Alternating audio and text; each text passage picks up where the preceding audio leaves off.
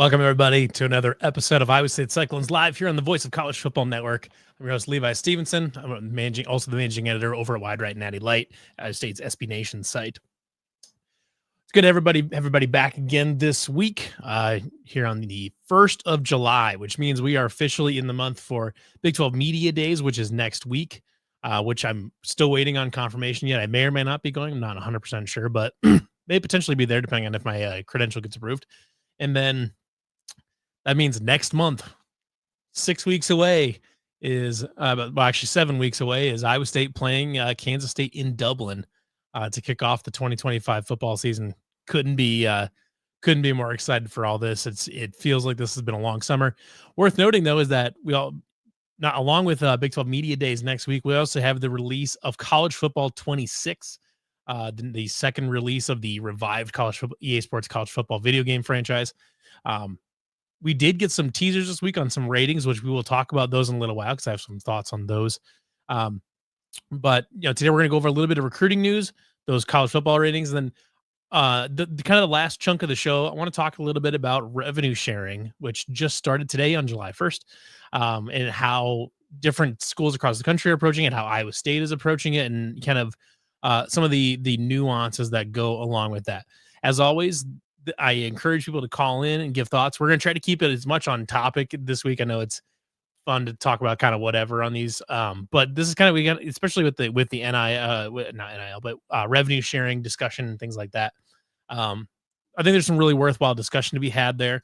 So I'm going to be putting the link to call into the show in the comments here. Like I said, we're going to try to keep it as much on topic today as we can. Last week we had a long tangent there as well, but throw that in the comments right now for anybody that wants to join in and give their thoughts on everything going on. So let's get started with a little bit of a recruiting update. We are officially in the dead period now for the class of 2026, and an eventful June for most schools, basically, as far as official visits go and things like that. I would say hosting a number of official visitors over the last few weeks, but the main recruiting races that we've been keeping an eye on here were at the tight end spot, specifically regarding the blue chipper prospect Ian Pramer and then local Evan Jacobson. So Evan Jacobson visited a week ago today, actually. And then Ian Pramer visited the weekend before. Since then, Ian Pramer has committed to Notre Dame, which is the whole situation was fascinating because up until the last minute, it was thought to be Iowa State, Kansas State, and Notre Dame in play for Ian Pramer.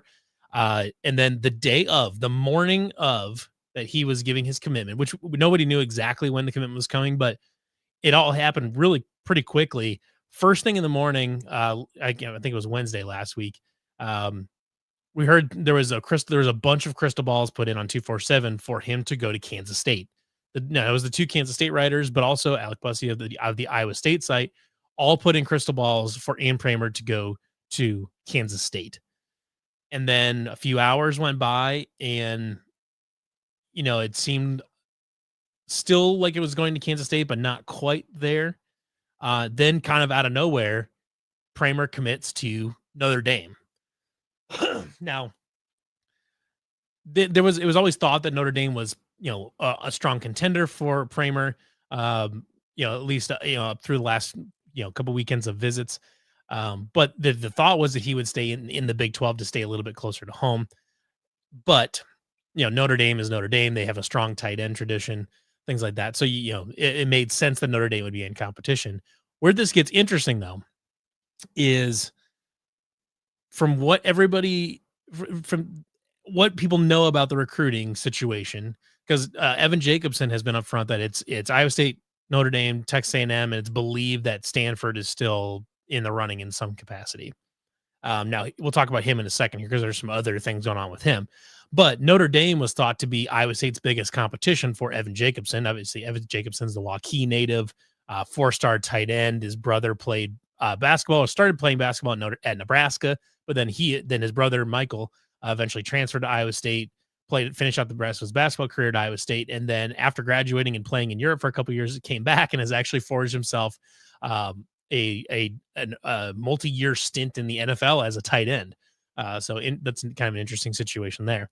But Notre Dame has already taken 2 tight ends for this class now. Now, in the I don't know, widely known, but the general belief is that Notre Dame was planning on taking 2 tight ends this class, and just taking 2. They've got 2 now. Now, if Michael Jacobson wanted to commit as a 3rd tight end, maybe Notre Dame takes, maybe they take him. They're not as, hungry for blue chip talent as, like a program like Iowa State is, where you don't get a lot of blue chippers necessarily. So maybe they take him just on the basis of him just being a talented player, or maybe they are done taking 2, or maybe Evan Jacobson decides that, they've already taken 2 tight ends this class. And they've already got guys there too. That's a lot of people to fight through. So there's a few different ways to look at this, but I think in general, Notre Dame now having 2 tight ends in the class helps Iowa State, because I think that makes the conversation for Evan Jacobson a little bit different, because now he, right now with Pramer being out, and he is the crown jewel of the tight end group of the class, and arguably of the entire class, especially now that Jet Tamala is gone. You could argue that Evan Jacobson becomes kind of the crown jewel of the class, getting a local 4-star kid that Notre Dame and a bunch of other people wanted. So maybe that factors into that decision as well. The other thing we have heard about Evan Jacobson is that he has an interest in playing basketball in college as well as football, like as a 2-sport athlete. Not that he would play basketball instead of football, but he would like to try to potentially play football and basketball. Now, Notre Dame's basketball program is struggling right now. I don't know if the quality of the basketball program matters a ton or not. If it does, that obviously bodes well for Iowa State. Iowa State basketball is in a great place, and they believe that Iowa State is a program that can be contending for Final Fours and national championships and stuff like that in the future. But this would be an interesting, it was an interesting kind of wrench to throw in all this, because would Matt Campbell allow Evan Jacobson to talk to TJ? This is kind of unconfirmed, but there are rumors floating around that Evan Jacobson has indeed talked to TJ Otzelberger about playing basketball. I don't know what the conversation looked like or how that goes. In the end, TJ's got to want Evan Jacobson on the roster and stuff like that. Now, Evan Jacobson is a 44% 3-point shooter in high school, for what it's worth. But there's obviously a lot more that goes into playing high major Big 12 basketball than just being a decent high school shooter.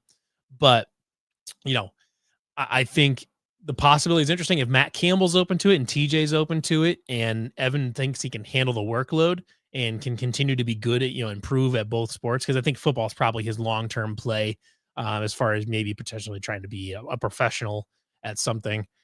I think it's an interesting possibility. And, if TJ and Matt are both if TJ, Matt, and Evan are all on the same page, and everybody's interested in doing that to make it work for Evan, I think that's a home run here. Brian's chiming in. He said, Jet burned bridges on his way out, right? Now the Bama signed another 4-star in his class to go along with the 5s. Yeah.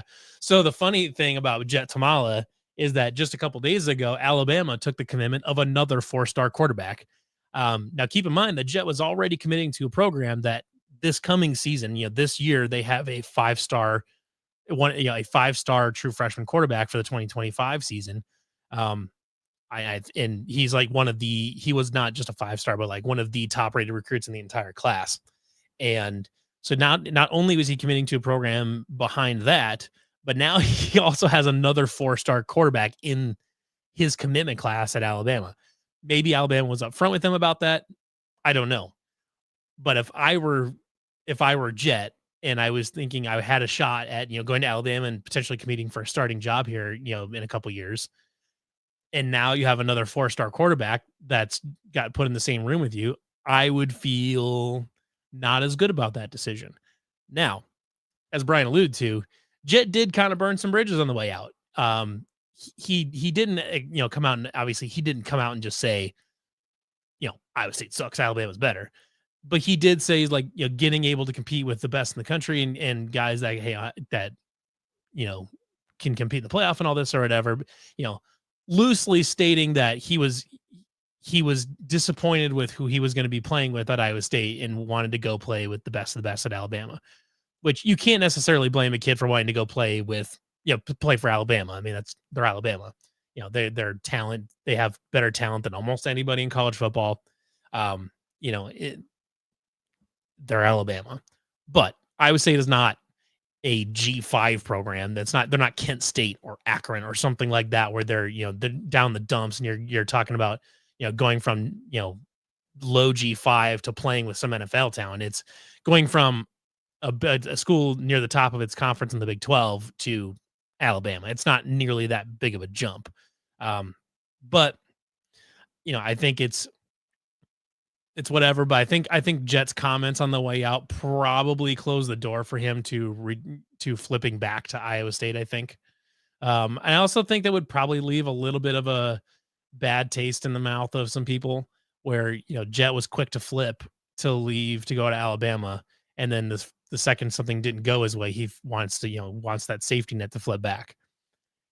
Maybe he had a good conversation with Matt Campbell on the way out. I don't know, but I think the comments and just the way it all happened, I think, is something that would essentially close the door to returning to his commitment to Iowa State. So I would not expect, I would place the chances of that happening at less than 1%, of Jet being able to flip his commitment back to Iowa State. So he's either going to just have to suck it up and live with his decision at Alabama, or he might be finding a different program to commit to. So who knows there? And this is a comment. So Brian, I'm here with another heater comment.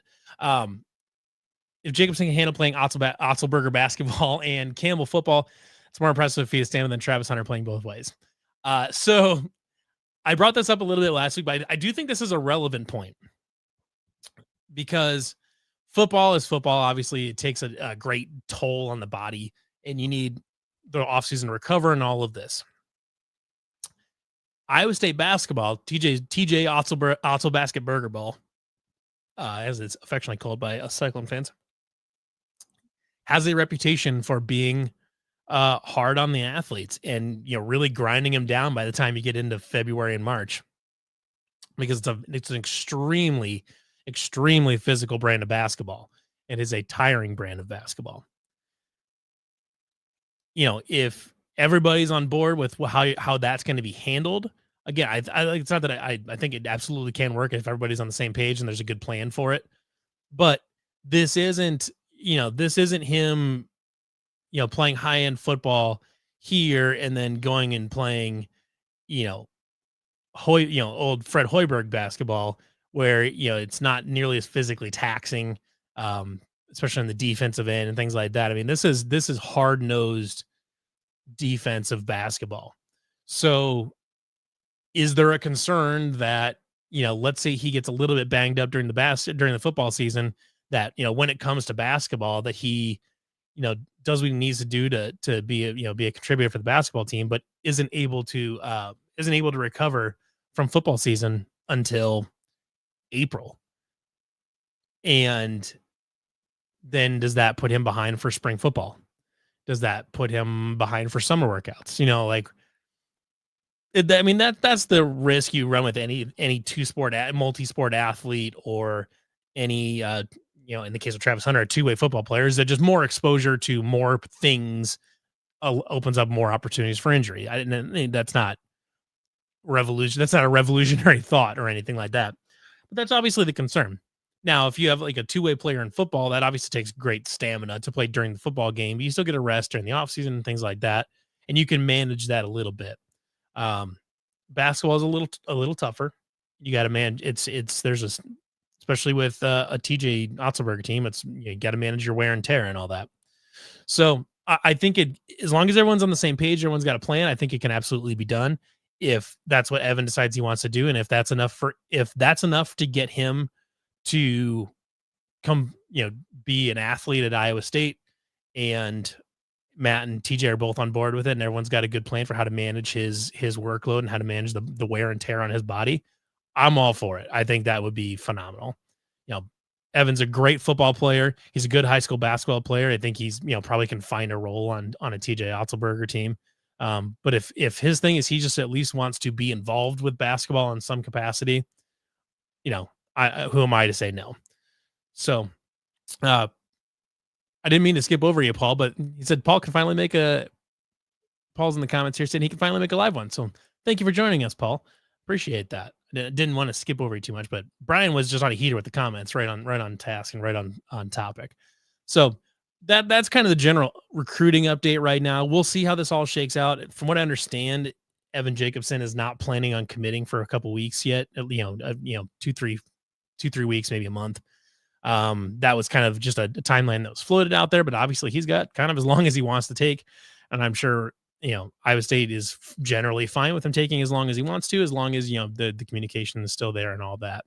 I think lots of upside there. I really, that would be an awesome win for Iowa State on that after, missing out on some guys in June. Yet when you start targeting higher end players like Iowa State is starting to do, you start competing with more Power 5 offers.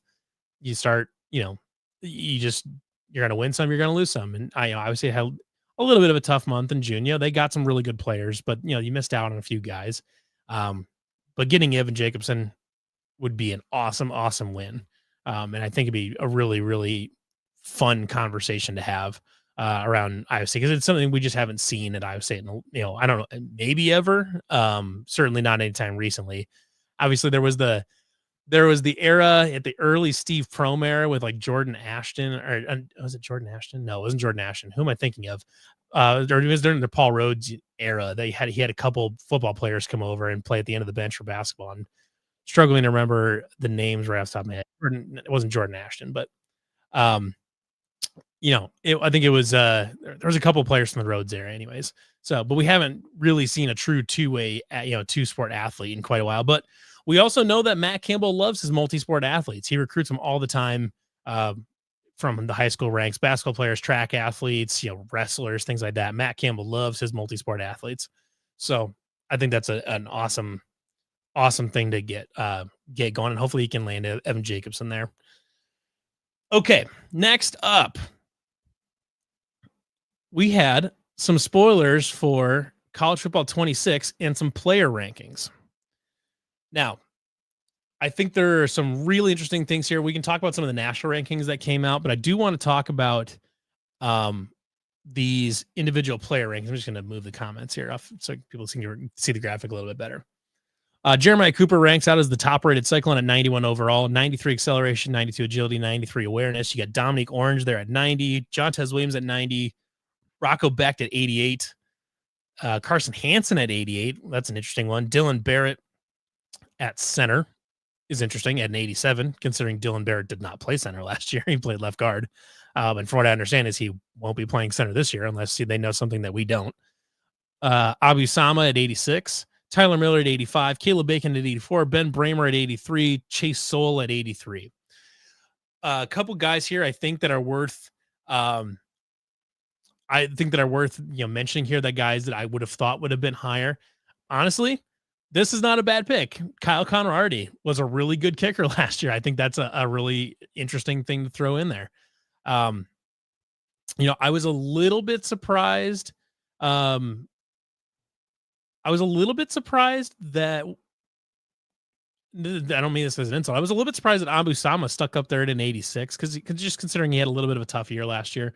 Obviously, the athleticism, the explosiveness is all there, but had a little bit of a tough year last year as far just in terms of productivity. But he did break off some explosive runs. So I think I think it's worthwhile. Like, I think Abu Sama is actually that good of a player, but sometimes EA doesn't do a great job of evaluating kind of raw talent so much as they do production. But what they did do is they rewarded Carson Hansen for having a real breakout season there. And I think that's notable. At an 88 overall, 92 acceleration, 85 agility, 85 awareness. I'd have to imagine that like his trucking rating and his power running ratings are probably fairly high. I think that's, you know, I think that's a really nice reward for having a very nice kind of a breakout season last year and anticipated to be, you know, maybe the start, probably, the quote unquote starter, which at Iowa State doesn't necessarily mean a ton since they rotate guys so often. Um, but I think that's a really nice reward there. Rocco back at an 88 feels about right. That's 82 in the first through third quarters, and then a 95 in the fourth quarter. um, and I think another one I think they really did a nice job rewarding here for a good season last year was Jontez Williams. Last year was Jontez Williams' first like major playing time, and he was outstanding. I think he was leading the country in interceptions like into almost into November. Um, and he was a 90 overall corner last year. That's what he played like. But I'm glad that they rewarded him for that kind of season. Since sometimes it takes him a little while to, really recognize guys. Dominic Orange is absolutely deserving of that 90. I would argue maybe even a little bit higher. I'd be curious to see what like his strength rating is and his bull rush and stuff like that. But his ratings are on that. I have to imagine it's significant. Jeremiah Cooper at 91 overall is interesting. I think at his peak Jeremiah Cooper is absolutely deserving of that. Again, another guy that had a tough year last year. He was a freshman All-American, freshman All Big 12. It was really good his sophomore year. Junior year fell off a little bit and was not quite as sound in deep coverage and things like that. So I think Jeremiah Cooper being there is it's an evaluation of what he can be at his peak. And I think that's the goal for this season is for him to be back there. I say this with just a touch of hyperbole, but I really don't think much at all, is that Jeremiah Cooper like has the skill set and athleticism to be a Tyrann Mathieu type of player for Iowa State. Now, he won't return punts and kicks the way Tyrann Mathieu did for LSU, but he can be that all-purpose ball hawk that's all over the field just causing problems. Jeremiah Cooper can absolutely be that for Iowa State. TMFB is in here having a good time. Absolutely. Dominic Orange, big citrus. It's a monster. If anybody is watching this that hasn't watched Dominic Orange play defensive tackle, you're in for a treat if you watch Iowa State play football next year. Dylan Barrett, like I said, Dylan Barrett up there, I think is worthwhile. When he played, he was great. I don't think he's going to be a center this year, though. So that's kind of an odd one. Maybe they may change his position once depth charts come out and things like that. Because as far as I know, the plan would be for him to play left guard. And then I think from what I've heard is that Brennan Black is taking snaps at center. I don't know. Tyler Miller there at an 85 overall at right tackle. Probably worthwhile there. He's been at Iowa State forever. Caleb Bacon at 84. I think last year, I want to say he was an 87 or an 88. Now, he obviously basically didn't play at all last year. So not super surprising that he dropped down. I think that's a guy, along with the guy right below him, Ben Bramer. Both of their ratings are largely just them being victims of injury last year. I think if both of them stay healthy and play up to their potential this season, I would not be shocked to see both of them rise at least into the high 80s, if not the low 90s. Caleb Bacon has all of the tools to be a really elite, all-American caliber edge rusher. Ben Bramer can be the best tight end in the Big 12, one of the better ones in the country. Again, when he's healthy. Chase Sowell at 83 is an interesting one. Obviously, we haven't seen him play, and he just came from East Carolina. Started at Colorado, went to East Carolina, and is now at Iowa State. So I think that is an interesting one. I think, obviously we can't see his other ratings there beside the 83 overall, but I think that's an interesting spot, but it shows that there's potential there, but we got to see more. Paul says, who do you expect to make the biggest jump this season? I tell you what, the first guy that I would look at to make a big jump in ratings this season would be Xavier Townsend. And Xavier might be right there behind him at an 82 or something like that. But the way I would say I think is going to use him, they're just going to get him the ball and let him do stuff. I think that's a guy that, I think he'll have a speed rating somewhere in the, mid 90s. I would think his speed rating would be in the neighborhood of like a 93 or a 94, maybe even a 95. I would say it's going to get him the ball a lot, I think, this fall. That's a guy that, if he busts off a couple big performances, I could see him jumping up into the mid to high 80s pretty quick. I really think Xavier Townsend is primed to make a jump to there. Another guy I think would be an interesting name to keep an eye on. Maybe Caleb Brzina, but I think the guy I think I would keep an eye on there would be Jamison Patton. I think he's been in the system long enough, and he's going to be getting full starter snaps now with Bo and Malik gone. I think I think that Jamison Patton has a real opportunity to jump up and kind of establish himself as kind of the next great Iowa State strong safety basically. Jake Goldenkamp says I think Cooper is impacted a lot by the linebacker injuries as well as other safeties. I honestly could not agree more.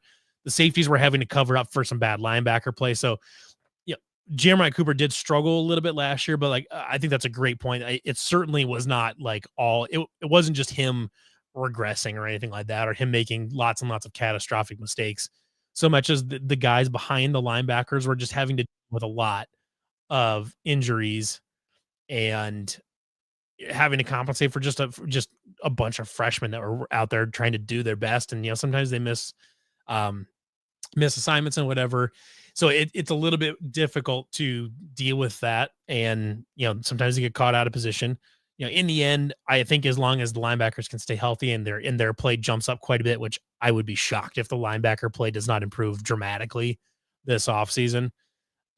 Assuming that makes the jump we think it's going to, and that they remain healthy, I think Jeremiah Cooper goes back to being his normal ball hawking self, and he is absolutely worthy of that 91 rating. So Jamil Patton and Xavier Townsend would definitely be names I think would be primed to jump. Kyle Conradi, if he makes if he makes a long field goal or two, early in the season or something like that, if he goes 5 of 6 through the first few games and makes a 50-yarder, Kyle Conradi could easily jump up there. I would probably pick those 3 as my first ones to jump. I'm not sure. If not Xavier Townsend, then maybe another receiver. If Chase Sowell is really good and he's as advertised, you could see him jump from an 83 to an 88 or something like that pretty quick, I think. So, I think that lots of potential risers on this. Maybe Abu Sama takes off and he makes it, he turns into the explosive back we always knew he could be, and maybe he jumps up to 90 or something like that. Or like I said, maybe Caleb Brzina is there. Maybe Caleb Bacon reclaims his spot in the high 80s by just getting off to a dominant start as a pass rusher on the outside this season. How Cooper Ebel could be a candidate to make a jump there. He was good last season, again dealing with a lot of the injuries. He's one of the only linebackers not dealing with injuries himself, but he was playing with a lot of really young linebackers that had never played before. So, he maybe could have been better if obviously didn't have so many injuries on the linebacker group. Cooper Ebel could absolutely be up there. Lots of candidates. I think Rocco, if he gets his accuracy, if he gets his interceptions under control, I think Rocco absolutely jumps into the low 90s. I don't think that's a stretch at all. So lots of really interesting things there. Brendan Black, maybe on the offensive line, if he has a good start to the season. I don't know how much they adjust offensive line ratings through the season, but Brendan Black could absolutely be one, especially with him moving into a new position. They'd have to look at him and kind of reevaluate him a little bit, even by switching his position. So maybe if he has a good start to the season at center, maybe Brendan Black. I was going to try to find the I would say the team ratings for everybody, because Iowa State actually came in. Let's see if I can find it. Iowa State came in actually in the, here we go. Let me pull this on here. Okay. So the overall teams, Iowa State's not in the top 25 there. I can't say I'm super shocked. I would guess they're probably an 82 down here with South Carolina and Illinois. And I think Iowa State will be a riser this season. I think there's just a lot of unknowns.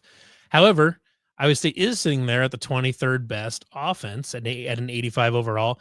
Carson Hansen and Rocco Beck both being 88 overall, or in the high 80s. I think is a big factor there. And then Iowa State obviously having two offensive linemen in the mid to high 80s. I think that, big factors there. But you could have a couple receivers step up. If Xavier Townsend can jump up into the mid 80s and Chase Soul jumps up in the mid 80s, that offensive rating goes up to the high 80s pretty quick. Do not have currently a top 25 defense. My guess is that Iowa State's probably sitting right there, like 82, something like that, 80 maybe, just based on not having a lot of knowns at the pass rushing, on the defensive line, especially outside of Dominic Orange. So, we'll see. And I think these are probably these are like early rankings. I mean, these will change throughout the season a couple different times and stuff like that too. So, take that for what it's worth. I guess you can you can read into it a lot and say, oh, they misevaluated this, they did this or whatever. But in the end, they're a lot of the thing too to remember with this is that they're guessing on freshmen just the way everybody else is, and they're trying to hope they get people right. And they're trying to guess the progression of a freshman to a sophomore and a sophomore to a junior and a junior to a senior. All this, they're doing a lot of guesswork on the evaluations, just like we are. And TMFA is all right. It's all fun. That's exactly right. It is. It's all fun. It's not like the NFL where we get a decade to evaluate a player. Once a receiver has been in the NFL for 5 or 6 years, we kind of know who they are, and the ratings stabilize and they figure out who they are. In college, guys grow so much from freshman to sophomore and between years of football, and you only get 4 years, 4 playing years of it to evaluate, and maybe soon they'll get 5, but right now they only get 4 playing years. So sometimes it's hard to project ratings between seasons, and I get that. So it's, you can't get on them too much about it, but overall, I think Iowa State's ratings are generally where they should be, but I do think Kyle Conrad, Xavier Townsend, Jamo Patton, maybe Cale Berzina. I think those are the guys that you could really see jump up, and make them turn themselves into really interesting players on the game. I think Xavier Townsend, even if he doesn't have a super high rating, I think Xavier Townsend will be a really fun player to use on the game. I don't know what they'll get him for abilities or anything like that, but just as far as, you're always looking, if you play, football games, football video games, getting a really good slot receiver you like throwing to is about as good as it gets. And Xavier Townsend is going to be a speedy, athletic, agile slot guy that you can run on jet sweeps. You can run it. You can send him deep. You can send him on slants, ins, outs, anything like that. He can do all of that. So I think Xavier Townsend will be a really popular target for people using Iowa State online or in dynasties and stuff like that, especially because Xavier Townsend will have a couple seasons left.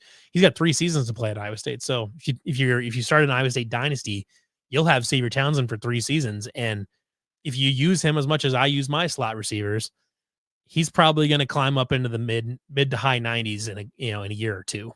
And that'll be a good time. So fun discussion there. Like when the game comes out next week, I'm planning on doing a stream. I'm going to probably start an Iowa State dynasty, and I'll do a stream on here, and kind of show that game off and go through the ratings and all that stuff. I also am planning on doing an ultimate, or not ultimate team, a team builder team. So last year, for anybody that follows Wide Right Natty Light, I put out screenshots. I made custom uniforms for Iowa State. They're like throwback inspired uniforms. Now that they've released new uniforms this year, and using the Cyclones script logo that actually look very similar to the ones that I designed last year. But now that they have those, and the team builder has the option to be able to actually edit players this year, which means that making all-time teams is going to be on the table. So what I'm probably going to be doing is maybe next, actually that might be good for next week. We'll put together Iowa State's all-time roster. And then when we've got that decided, I will build it on Team Builder for College Football 26. And then everybody that plays on PlayStation and Xbox will be able to download an all-time Iowa State football team to play with. So that should be fun. All right. enough college football 26 talk for anybody that doesn't like video games and such. The last thing I want to talk about here today, I want to talk about the revenue sharing, which started today on July 1st. It's been a hot topic, obviously, for a long time. The court case was settled just a few weeks ago. Long and short of it is that now every team in the NCAA has up to $20.5 million that they can distribute to their athletes as they see fit. Obviously, most schools are going heavy into football and men's basketball. Depending on the school, you're going to distribute those differently. Kansas is probably much more of a 50-50 split with football and basketball. Duke is probably a very heavy basketball lean. Georgia is a heavy football lean. They're all kind of doing it a little bit differently. They'll handle it their own way. Fortunately, there was some concern right away that Iowa State would not be able to necessarily hit the max payout for revenue sharing right away. That fear has since been quelled. Iowa State is immediately starting off a $20.5 million distribution, and that is the plan going forward some way or another. Athletics can fund it for a few years, but then eventually they'll want the university or ideally the state of Iowa to pass legislation to direct funding for this stuff to Iowa State and Iowa and potentially UNI, or some version of that to UNI as well. That's more of a political issue. I honestly don't know what like statewide support on something like that would look like. I think if you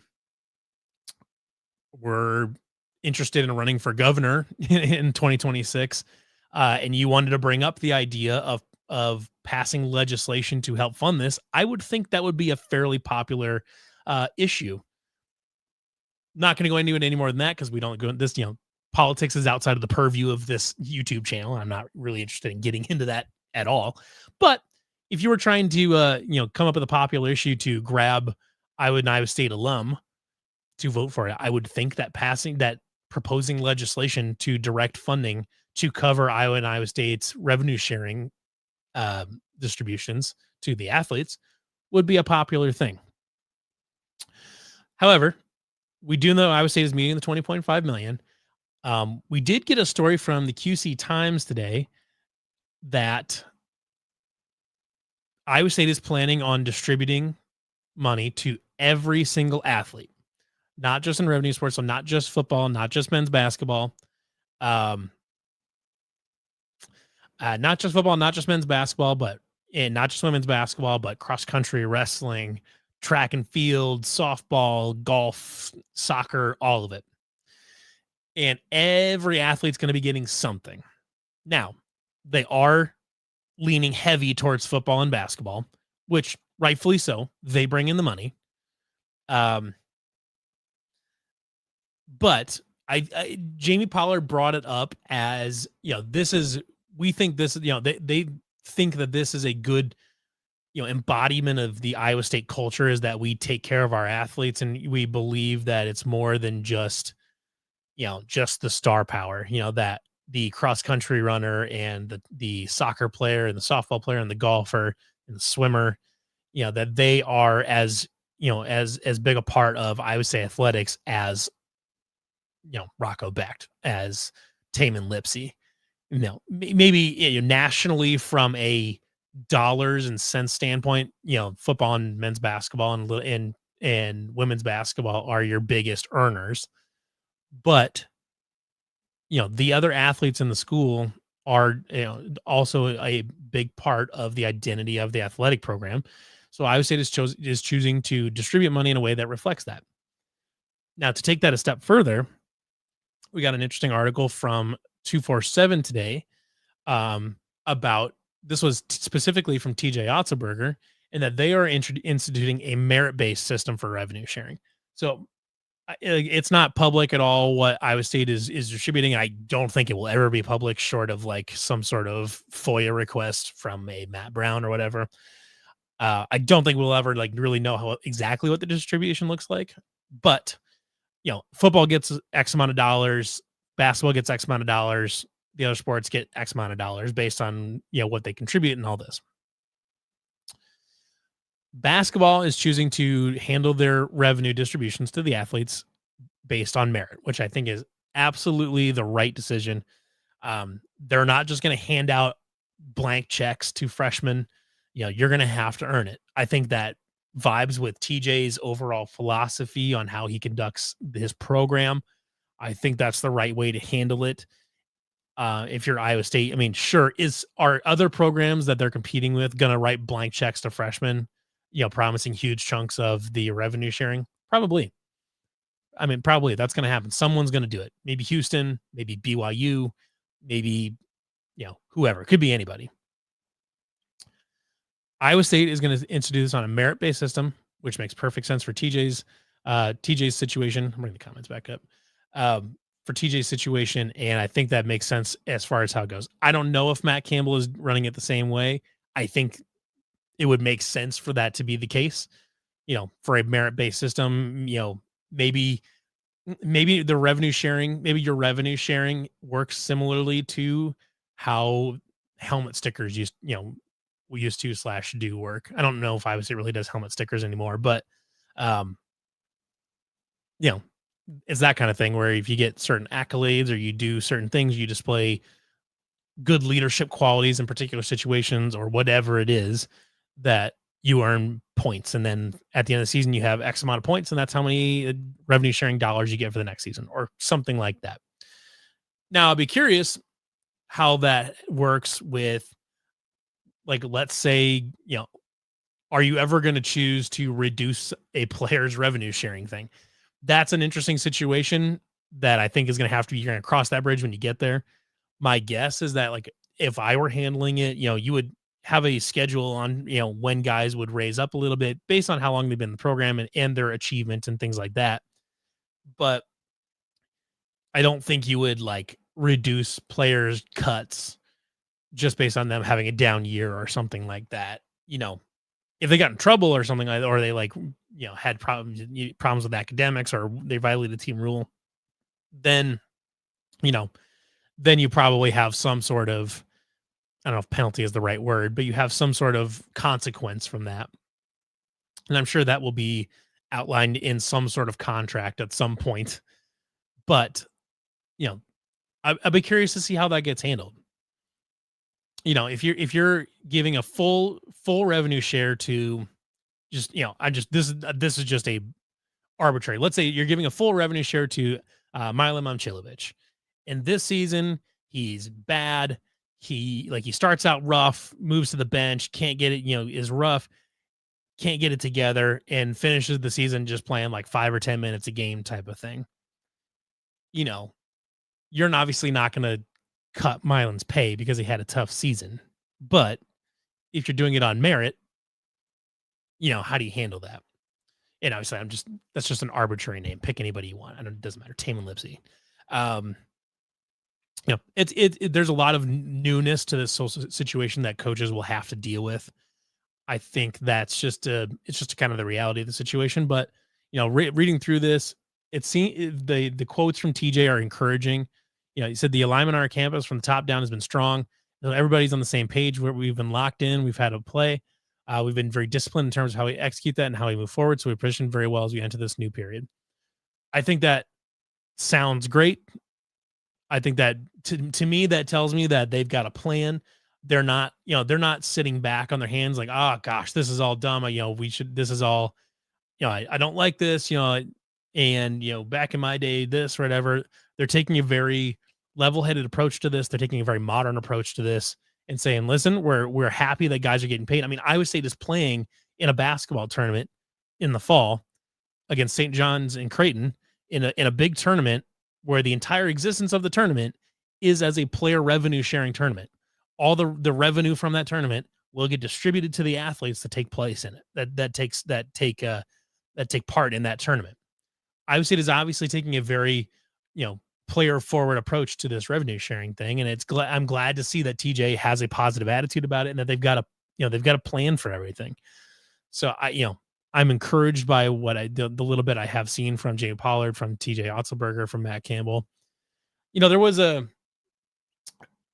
Jamie Pollard had some quotes in May and June that he was being very honest and transparent about how, this is just a random $20 million item that has shown up on the budget. kind of out of nowhere. And very few programs in collegiate athletics are ready to just absorb $20 million of extra expense every year. And he was very open and honest. And of course, it being June and there not being much, not much else going on, you had lots of YouTubers just jumping all over that. There's a couple of specifically that, I don't necessarily need to call them out too much.